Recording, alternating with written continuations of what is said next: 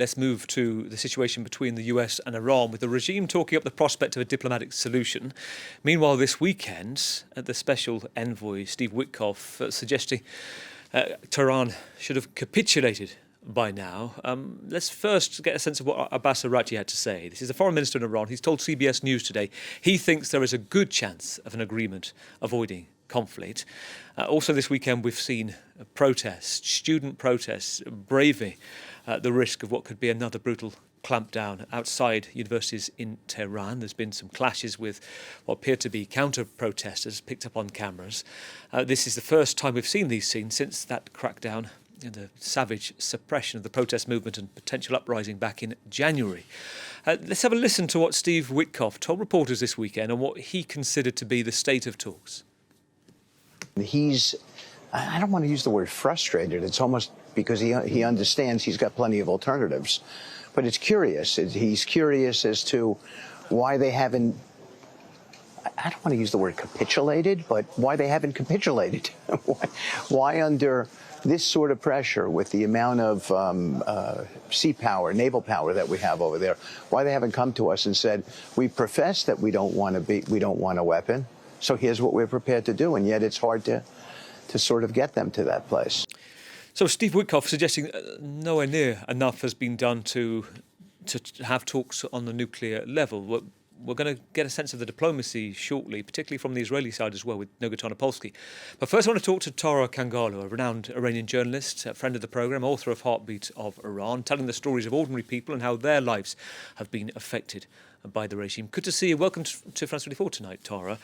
Let me first ask about this weekend, because there's been very little footage. I was talking to a correspondent in Tehran saying I think one local outlet had played some of the footage. You would see very little else there. Tell us about what you know to have happened with these student protests this weekend.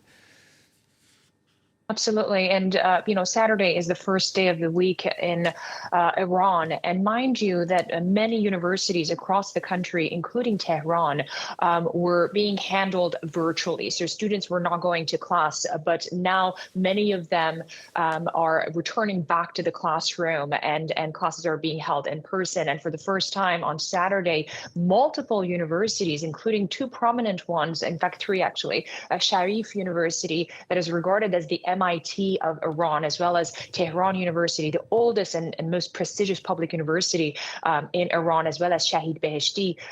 They have seen masses of demonstrators chanting various chants, but one that stood out to me is Women, Life, Freedom, Iranian Republic, that again essentially underscore the multitude of Iranian people and public's demands and grievances toward the government, and their call to say we want to move beyond this regime. So these are the chants that we're hearing, and the students have, of course, been attacked by Basij forces, and the state police has been involved. But of course, we haven't seen the brutal repression that we saw on specifically January 9th.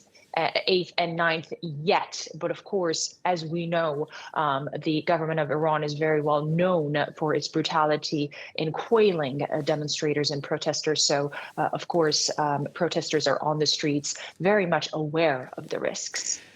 And it is so hard to know, Tara, not just information is difficult coming out of Tehran, but even talking to correspondents and the difficulties of those that are inside Tehran, talking to other outlets and just listening off air to people's stories to say that when they talk, if they say something, this is not just in the course of the past few weeks, this is into last year as well, a number of those who remain anonymous saying that they've been arrested by the Iranian police. They're questioned on what they've said, so what comes out is very hard to get a true picture. I'm minded of something that one of our colleagues, Nick Pelham, the Middle East correspondent at The Economist, said recently. He was asked what the current state is, and he said from his contacts in Tehran, he described it as a quiet civil war. That's the quote he used. He talked about how there's almost the factions are split really from all the diverse divisions into two, those supporting the regime and those supporting royalty, as though that is the best chance of actually toppling the regime. There have been attacks on post office, banks, and also there's some smaller clashes, but it's very tense and it's very quiet. Does that ring true to what you're hearing?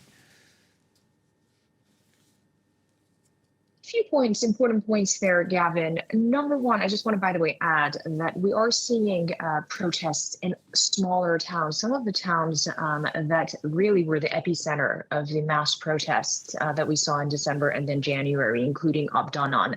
And we are continuing to see these protests there that are once again being quelled.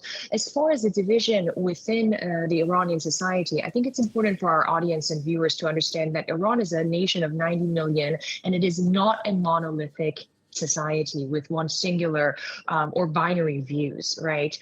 You certainly have the small percentage of the Iranian population that is in support of the regime, primarily for their security and financial gain, and the ties that they have to the system, and of course, to an extent, the ideology. And the rest, the majority of the public is very much anti-regime, and they want that change. And within that, some, as you mentioned, are supporters of the Mr. Pahlavi, the son of the ousted monarch. Some are not. And so within, those who are anti-regime exists various viewpoints as well. But categorically, Gavin, what unites the majority of the Iranian people is that they no longer want this regime. And you mentioned the stifling of voices, because again, this is in some ways a police state where people are very much fearing speaking with foreign journalists. But I managed to speak with quite a few Iranians, and just earlier today, I was speaking with a young woman in Rasht that saw one of the worst brutal crackdowns over those multiple days earlier in January. And she sent some images to me. She sent some photos. And she said, Tara, I have to delete these photos immediately because in our neighborhood, they have been coming in just the last 24 hours, just randomly knocking on doors and asking people to turn in their phones. And she said 2 of her friends have been arrested and their phones and laptops have been confiscated. And Gavin, these are just ordinary people. I mean, this woman is a nail technician. She's a beautician. And she just participated in the protests. And I want to add another point briefly, if I may, that the burial ceremonies, the memorials of the dead, those dead, have also been brutally monitored, and arrests have been taking place there. So people are not even able to openly grieve over their death. So this is Rasht. Their deaths. This is Rasht. Tori talking about this is northeast Iran. I want to show an image that you've been sent. This is one of those memorials you're talking to us about. Tell us about this, because there's a particular story of what happened here.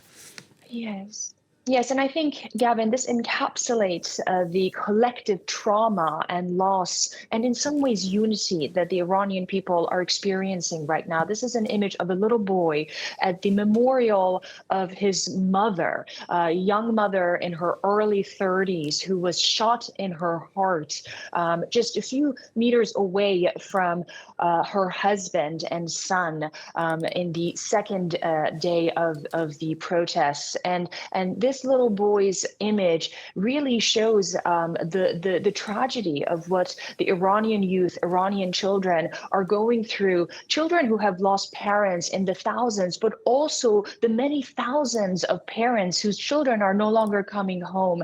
And the sign on the photo reads, from the people of Iran. And again, Gavin, this captures the poignant reality in Iran today, that a nation is united in their mourning, grieving the losses that really didn't have to be that way, and also encapsulating the reality that people came on the streets with nothing in their hands except their will and their courage, but they were quashed and stifled. And quite frankly, many of them are waiting in a limbo, waiting to see what happens next.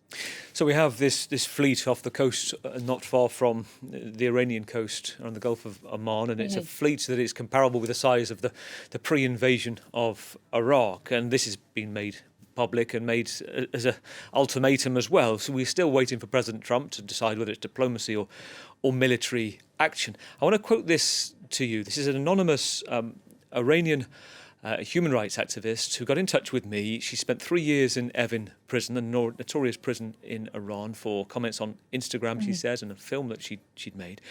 She says this about President Trump. She says, this is a man, quote, who incited the people who are now victims, who went out onto the streets a month ago, John Wayne-like rhetoric, that our guns are ready and loaded. I would say Mr. Trump has blood on his hands for this, having incited a revolutionary movement. It's amateur diplomacy. People I know, friends went to the streets thinking what he said, that help is coming, and it didn't. What do you make of that? Absolutely. And this is a sentiment that I'm also hearing from many Iranians across the board, people who are in some ways anticipating a strike, but also people who don't want any form of military intervention. And Gavin, to an extent, this is reminding me of Obama's red line that was drawn during Assad's brutal chemical attacks in Syria, and nothing came of it. And in some ways, people in Iran are comparing President Trump's calls and a request, essentially encouraging Iranians to come in the masses protesting, telling them that help is on the way, to that, and in some ways comparing it with the repression of the regime. You know, they are very well aware that they're caught in between the lunacy of a dictatorship, of a theocracy, and interests and policies of the United States. And at this moment, Gavin, I don't think there's anyone out there who has a clear understanding of what President Donald Trump wants to do next. On one hand, as you mentioned, diplomacy is still ongoing. By the way, today, Iranian foreign minister spoke with CBS News this morning, saying that Thursday there's going to be another round of talks in Geneva between Special Envoy Witkoff and Jared Kushner. So yes, diplomacy is ongoing, but at the same time, we are hearing every single day that U.S. might strike, U.S. might strike. And that is something that Iranians are experiencing, that is adding to their current state of anxiety, of not knowing what's next for a nation that, again, is still in mourning and is, quite frankly, according to a woman that I spoke with, is living perhaps its darkest days in Iran's modern history. We look at the pros and cons and the ethics we've talked about before, whether the US strikes or not and what it would do. One of the things that, when it comes to the Pentagon game theory and war gaming this, which they have and will be ongoing, what happens next if you can take out Ayatollah Khamenei, you start to crumble the regime, it relies on figures within that regime turning as well and working with the West, vis-a-vis on a smaller level, perhaps what we've seen in Venezuela. That would be one possible war gamed outcome. This might be a difficult question to answer, Tara, but have you had any sense within context that you know that there is something within the government, there is a movement to suggest that would be feasible? You know, during the 12-day war, a piece that I was working on was was essentially to focus on the Israeli and sort of foreign assets that operate and work within the Islamic regime and the regime apparatus. And mind you, that there are many foreign assets within the Iranian government, and this is not something that I'm saying. This is quite public knowledge and has been widely reported on. So the question right now is, does Donald Trump want to eliminate the supreme leader and his son? By the way, this was reported just 24 hours ago that that's also a possibility. But what comes next? The figures that I often think about are Ghalibaf, Larijani, and also Shamkhani. These are hardline conservatives that are extremely close to the supreme leader. They're not part of the clergy, but they have ties to the clergy. So what? You're going to take out the supreme leader and some of his, close confidants, and then bring in folks like them? Who knows what's going to come next? And what would that scenario look like? And then some argue that, no, they're going to eliminate almost all of these figures. To what extent, again, very unclear. And there might be someone from the outside. Who knows? And I think this opaque lack of clarity is what's quite frankly choking the Iranian public. And I think it's very difficult to describe the state of trauma and anxiety that Iranian people are facing right now. It's this idea that we don't know what's next. But coming back to your question, there are multiple scenarios. But one thing is very clear, Gavin, that killing one or two figures, whether it be the supreme leader or other higher ups, is not going to have a clean, smooth transition to the democracy that the Iranian people so desperately are asking for and very well deserve. Well, you talk about the Israeli influence. That takes us to Jerusalem next. For now, thank you. We'll talk again soon. Tara, thank you. Tara Kangarlou, a renowned journalist, author of The Heartbeat of Iran as well. Let's